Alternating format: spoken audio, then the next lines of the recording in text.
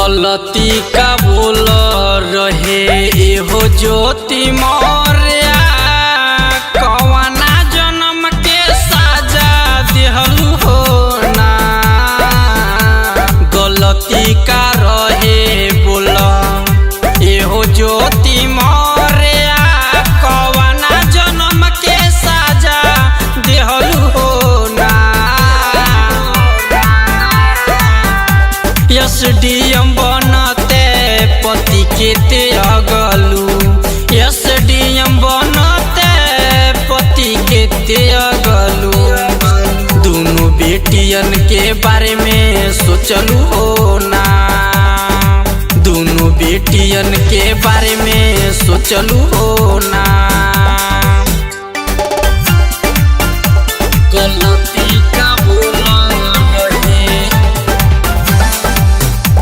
गलती का बोला रहे एहो ज्योति मौर्या। अपनों से ज्यादा ये लोग भरोसा कइले, पढ़ाई लिखाई के एसडीएम बनाइले। अपनों से ज्यादा ये लोग भरोसा कइले, पढ़ाई लिखाई के एसडीएम बनाइले। गलती का रहे बोल एहो ज्योति मौर्या कवना जन्म के साजा दिहलु हो ना। एसडीएम बनते पति के त्यागलू, एसडीएम बनते पति के त्यागलू।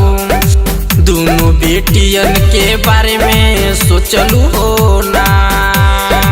दोनों बेटियन के बारे में सोचलू हो ना। गलती का बोला रहे, गलती का बोला रहे एहो ज्योति मौर्या।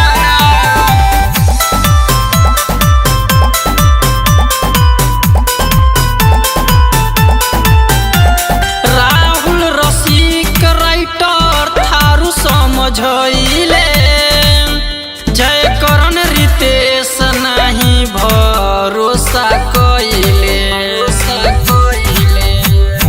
राहुल रसिक राइटर थारू समझइले, जयकरण रितेश नहीं भरोसा कइले। गलती का रहे बोल एहो ज्योति मौर्या कवना जन्म के साजा दिहलु हो ना। एसडीएम बनते पति के त्यागलू, एसडीएम बनते पति के त्यागलू। दोनों बेटियन के बारे में सोचलू हो ना।